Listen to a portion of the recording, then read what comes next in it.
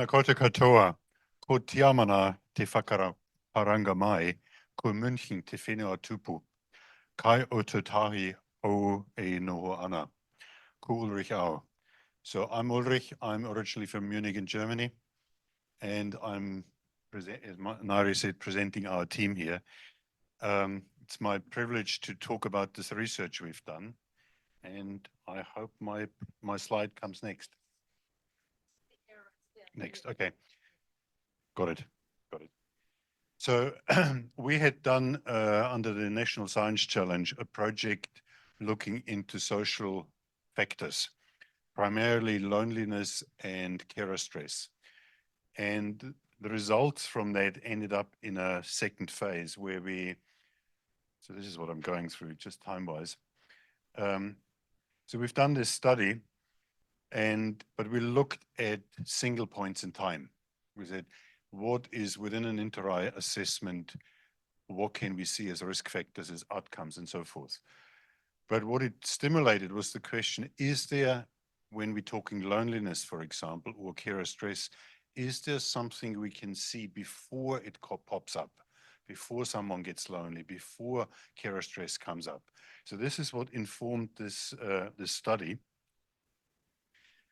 These were the formally articulated aims. So we tried to find causal pathways and potentially modifiable risk factors. So we want to see, can we tweak anything before the problem pops up? And we wanted to look into difference in patterns amongst Maori and other ethnic groups. So the constructs, loneliness is a single question in InterRAI. Are you feeling lonely or not?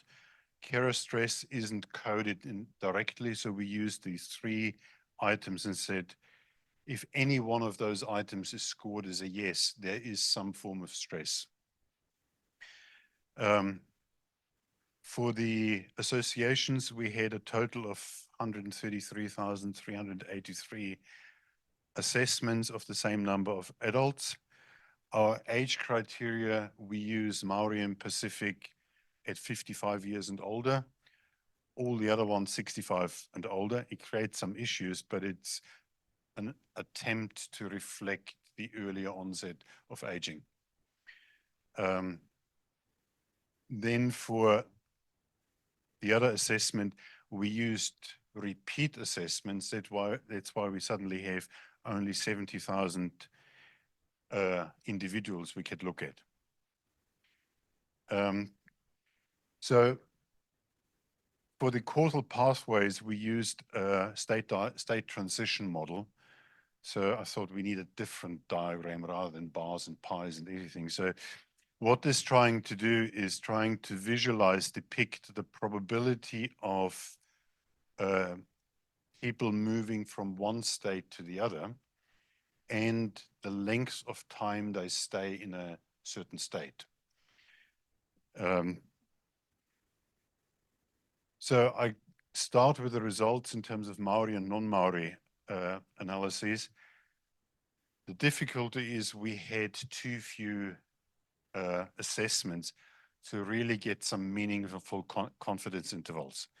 So while we have some qualitative information out of discussions within a team, there isn't really something we're comfortable in presenting here saying this is what we're finding. So I think it's important to acknowledge. So if we go to loneliness, and apologies for the minute presentation on the right, I go through it.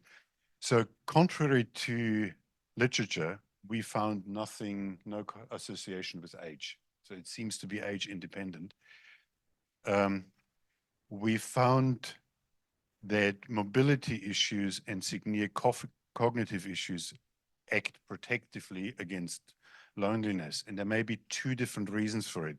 One is mobility brings people around. So if they have a chair, if they have an ability to move with others, it may make connection easier.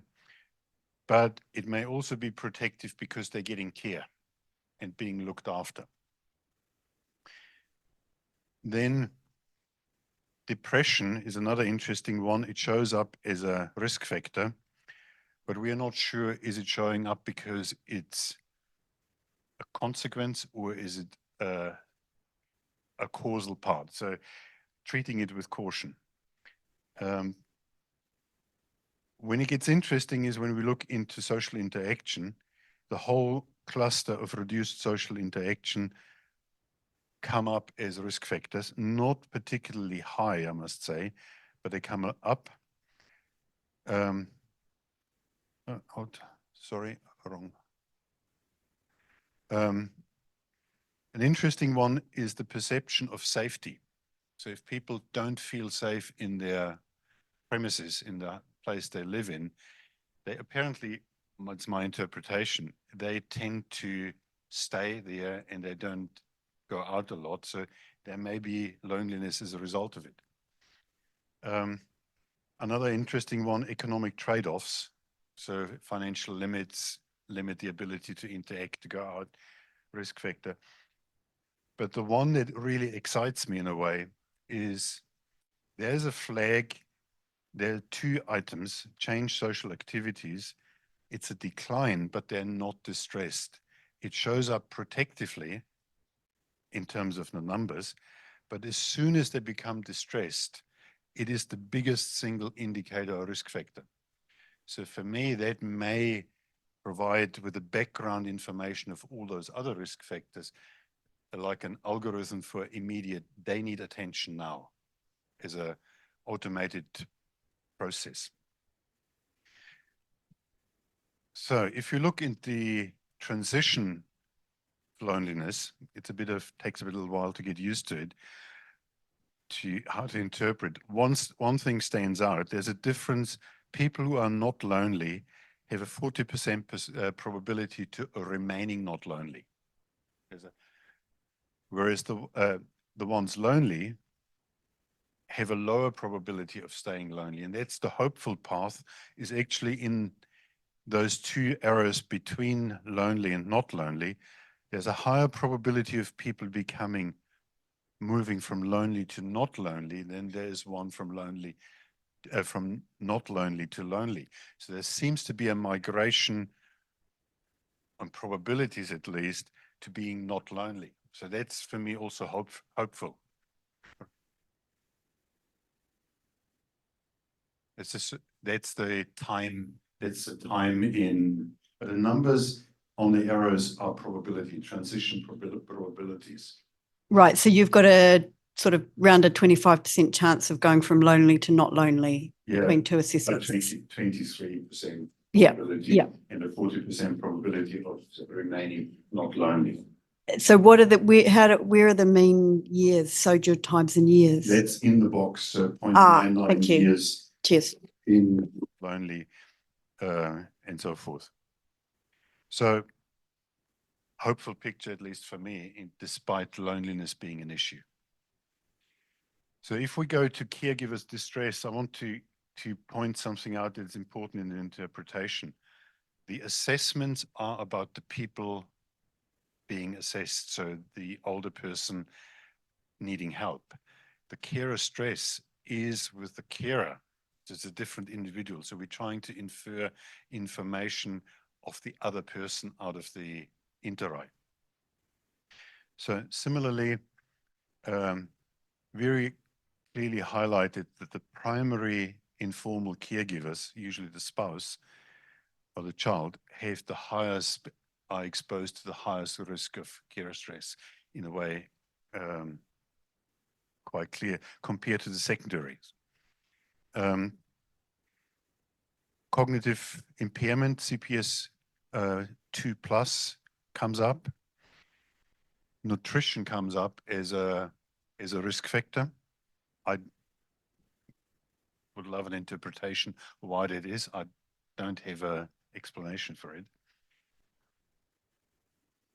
I feel so guilty that they're got poor nutrition. As a caregiver, that would make me stressed. So the caregiver finds it stressful that the person doesn't get the nutrition they need. Okay. Okay. Yeah. Makes sense. Thank you. Yeah. So The aggression and anger pop up big time as risk factors.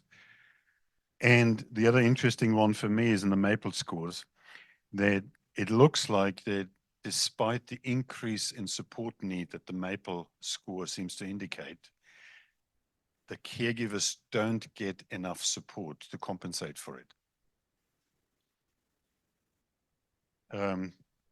So what can we possibly modify? I think support for the spouse and children is important, and especially if there are high stress contexts like aggressiveness in the care context. So when we look at state transitions,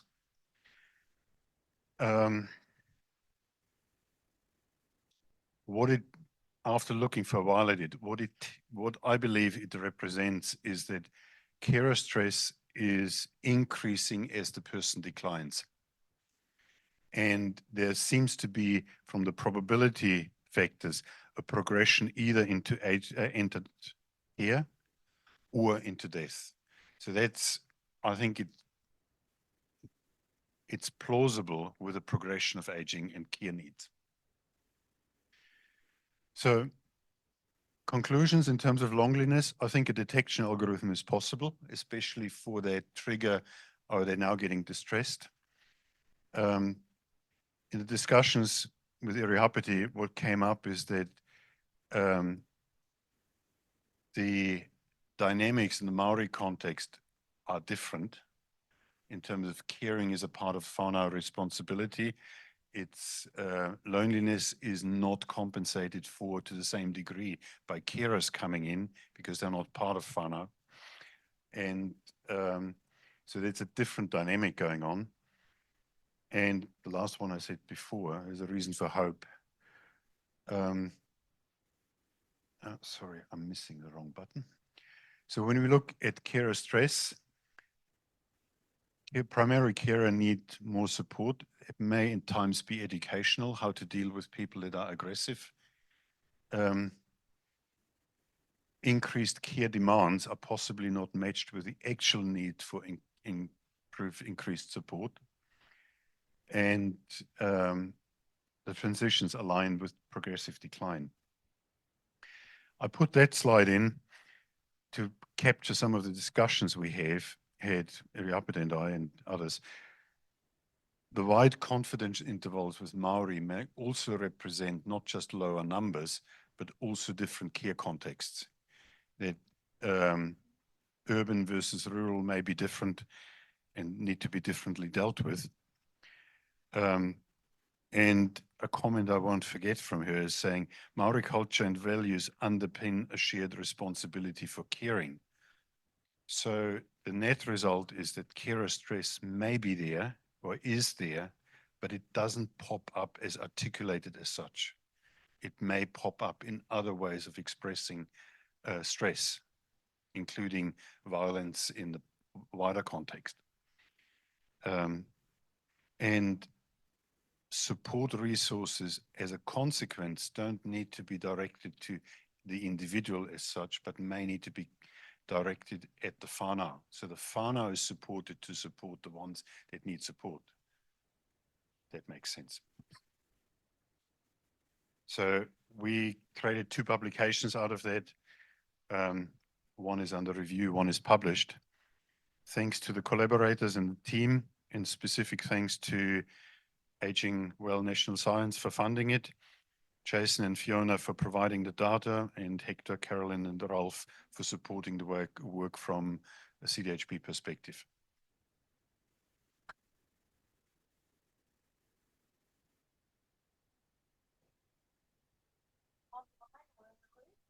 Rosie.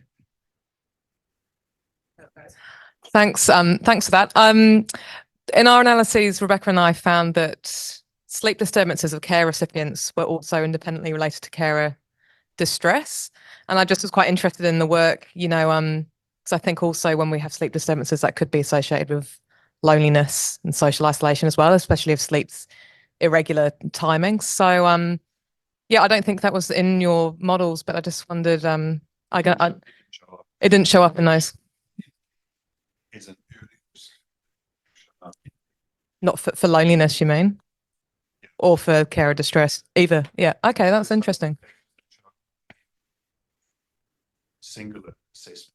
We look at Yeah. time, may not show up as a In the mixed model. Yeah, and everything else you had in the model was different to us. Yeah, oh, that's interesting. Thank you.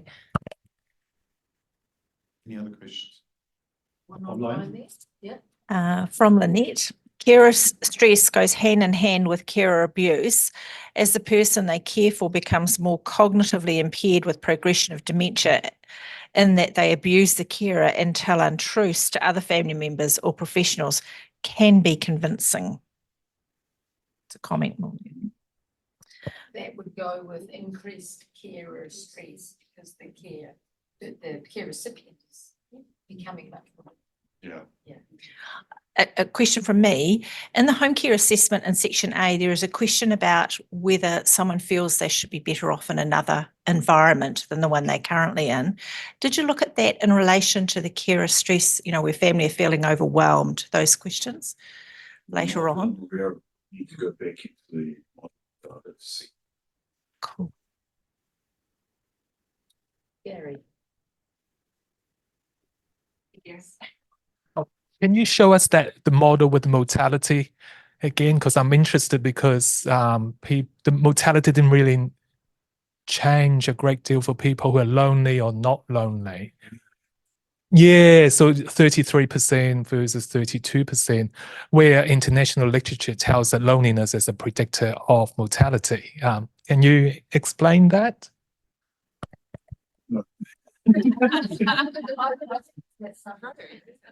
And it's about what we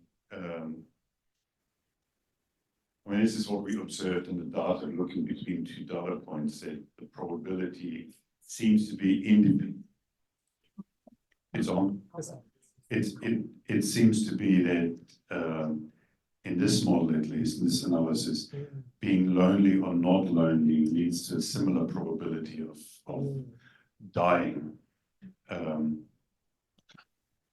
It's because everybody has established disability, whereas a lot of that literature is regular community dwelling. I was just saying that I think it's because most studies are regular community dwelling people, but these are people who already have some disability which brings them to InterRAI. I think I vaguely remember there are other InterRAI research showing similar results. The loneliness is not a predictor. So. Okay. Let's thank Ulrich very much for a great presentation.